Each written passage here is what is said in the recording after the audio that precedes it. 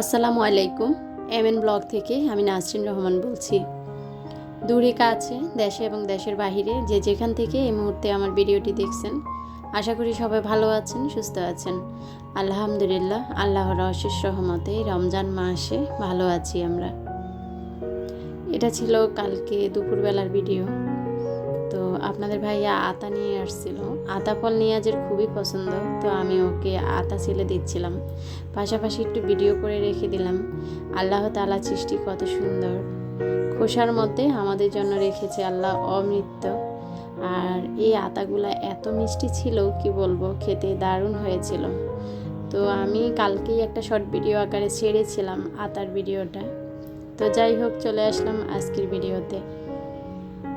সকালবেলা যে ঘরে আসলে বাচ্চা থাকে, রমজানও আসে সকাল আর বিকাল নেই, সেই ঘরে রান্না করতেই হবে। তো উঠতে উঠতে প্রায় 9টা বেজে গিয়েছে, আর 9টা বাজে উঠে সব কিছু জোগাড় করে ফেলেছি। চলে আসলাম সরাসরি রান্নার রুম থেকে, আজকে ভিডিও করা আরম্ভ করলাম। তো এখানে আমি ব্রয়লারের যে মুরগিটা, সেটা আলু দিয়ে রান্না করতেছি। তো প্রথমে দেখছেন পেঁয়াজটা ভেজে তার মধ্যে গরম মশলা দিয়ে দিয়েছি, এলাচ, দারচিনি, তেজপাতা, সেটা একটু কষিয়ে তারপর সেখানে আদা বাটা, রসুন বাটা, জিরা বাটা, হলুদ, মরিচ, লবণ দিয়ে একটু কষিয়ে আমি প্রথমে আলুটা দিয়েছি। আলুটা কতক্ষণ কষানোর পর আমি ভেজে রাখা মুরগিগুলো দিয়ে দিয়েছি। অনেকেই করে মুরগিটা সরাসরি কাঁচা, মানে না ভেজে এভাবে দিয়ে দেয়। তো আপনাদের ভাইয়া আসলে এই মুরগিটা এভাবে খেতে চায় না, যদি আমি একটু ভেজে রান্না করি তাহলে আবার একটু খায়। তো যাই হোক, মুরগিটার মধ্যে আবার একটু টমেটো দিয়েছি, তার ফলে আসলে ঝোলটা একটু গাঢ় হয় আর খেতেও ভালো লাগে। কেউ যদি কখনো টমেটো দিয়ে এভাবে খান না, তাহলে রান্না করে দেখতে পারেন, ভালোই লাগবে। আমাদের কাছে, মানে আমাদের পুরা পরিবারের কাছে আপনাদের ভাইয়া ছাড়া এই মুরগিটা খুবই পছন্দ করে আমার বাচ্চারা, প্লাস আমার কাছেও ভালো লাগে। তো প্রায়ই আপনারা দেখতে পান হয়তো আমি এই মুরগিটাই রান্না করি। আসলে কে কী বললো সেটা গায়ে না মেখে আমরা যেটা পছন্দ করি সেটাই আসলে আমাদের চলবে আর কি। তো মুরগি রান্নার পাশাপাশি ভাত রান্না করতেছি, পাশাপাশি মনে করলাম যেহেতু চুলা জ্বলবে, ভাতটা হয়ে গেলে এখানে ইফতারের সময় যে আলুর চপটা করব সেটার জন্য আলু ধুয়ে রেখেছি, পাশাপাশি 2-1টা মিষ্টি আলু দিয়েছি, নিসা খেতে পছন্দ করে। ওদিক দিয়ে আলু আর ভাত হয়ে গিয়েছে, ঠিকা দিয়ে দিয়েছি, মাংসটাও হয়ে গিয়েছে। সেগুলো শেষ করে আপনাদের ভাইয়া যে ডিম এনেছিল, ভাবছি সেই ডিমগুলো ধুয়ে রাখি। তো ডিম আসলে এখন ওইভাবে আর খাওয়া হয় না, আগে তো প্রতিদিন সকালবেলায় 5টা ডিম লাগতো। তো এখন দেখা যায় নিয়াজ নিসা যেদিন খায় সেদিন লাগে, আর ডিম চপ করলে আর কি ডিম লাগে। তাহলে আসলে ডিমটা এমন একটা খরচ হচ্ছে না এখন। তো এখানে 12টা ডিম নিয়ে এসেছে, এগুলো আমি একটু ভিজিয়ে রেখেছিলাম, তারপর এখন ধুয়ে ফেলতেছি। ডিম যদি আসলে ধুয়ে রাখা হয়, ওর গায়ে যে ময়লাটা হয় দেখা যায় যে সেই ময়লাটা খুব সহজে চলে যায়, আর ভাঙার সময় দেখা যায় ডিমটা ফ্রেশ পাওয়া যায়, ভালো লাগে আর কি। তো ডিমগুলো শুকানোর পর আমার মুরগির পেটে রেখে দিয়েছি, আর এখানে আমি নিসাকে একটু ভাত দিয়ে দিচ্ছি। তো নিসাটা আসলে রোজা না রাখলেও সে খেতেই চায় না। তো যেহেতু এখন মুরগি রান্না করেছি, এই জন্যেই আমি মুরগিটা একটু তাড়াতাড়ি রান্না করেছি যে ওরা একটু খেয়ে নেবে। তো সকালবেলা ব্রেড ছিল, আমি ওদেরকে একটু ডিম দিয়ে বলেছি খেয়ে নিতে। তো সেটাও খাবে না, ওদের নাকি ক্ষুধা লাগে না। তা আসলে বাচ্চা মানুষ রোজা রাখলেও বিপদ, আবার রোজা না রেখেও খাচ্ছে না, সেটাও বিপদ।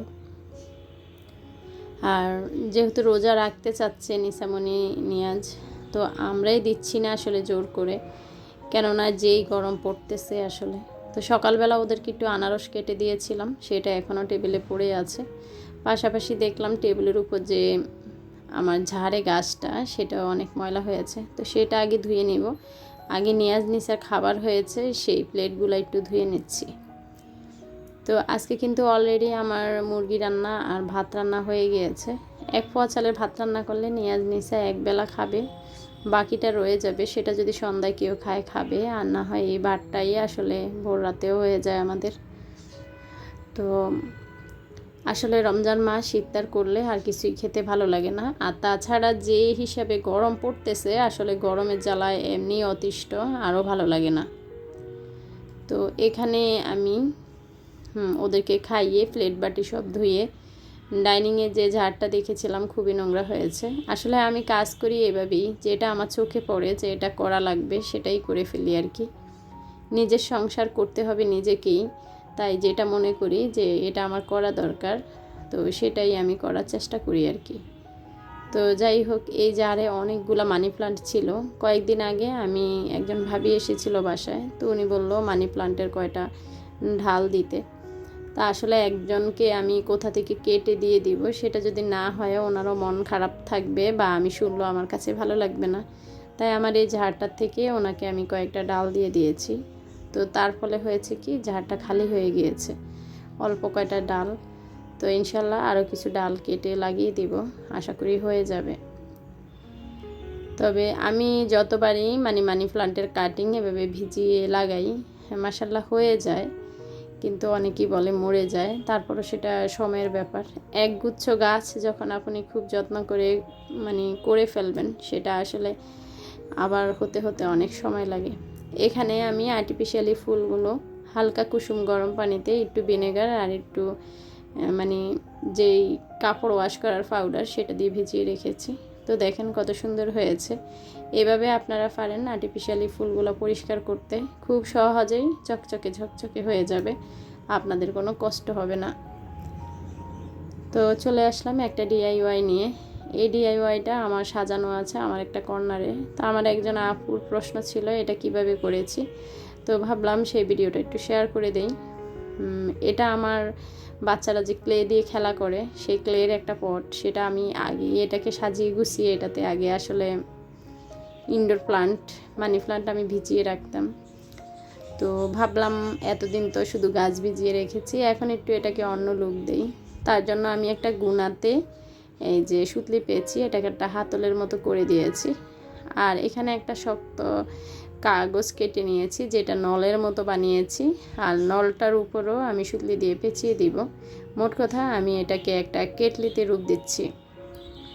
তো ঘরে থাকা এমন পুরনো জিনিসকে নতুন নতুন রূপ দিতে পারেন DIY করে। আশা করি আপনাদেরও ভালো লেগেছে এই জিনিসটা। তো আসলে আমি যখন বিভিন্ন কাজ করি, সেখান থেকে আসলে কিছু কিছু দেখা যায় অনেক আপুদের নজরে পড়ে, আপুরা আমাকে প্রশ্ন করে যে আপু এটা কিভাবে বানিয়েছো। তো প্রত্যেকটা জিনিসে আসলে আমার চ্যানেলে ভিডিও দেওয়া আছে DIYগুলা। তো তারপরও সবসময় বলি, হয়তো অনেক আপুরা নতুন এসেছেন, বা দেখা যায় চ্যানেলে ঘুরে ঘেটে ঘেটে ভিডিও বাইর করা বিরক্তি মনে করে, তাই হয়তো আমাকে প্রশ্ন করে। তো আমি চেষ্টা করি উত্তর দেওয়ার জন্য। অনেক সময় আসলে কমেন্টসগুলোরও উত্তর দিতে পারি না সময়ের অভাবে, ক্ষমা সুন্দর দৃষ্টিতে দেখবেন। তো এই তো তৈরি হয়ে গেল আমার চায়ের কেটলি, যদিও চা রাখবো না, এটা শোপিস হিসাবে সাজিয়ে রাখবো। আজকের ভিডিও ছিল এই পর্যন্ত। আশা করি আমার আজকের ভিডিও আপনাদের ভালো লেগেছে। আবারও শেষ পর্যন্ত বলি, যদি ভালো লেগে থাকে ভিডিওতে একটা লাইক দিয়ে নেবেন, এবং যারা সাবস্ক্রাইব করেননি প্লিজ আমার চ্যানেলটি সাবস্ক্রাইব করে নেবেন। আজকের মতো বিদায় নিব। আল্লাহ হাফিজ, আসসালামু আলাইকুম।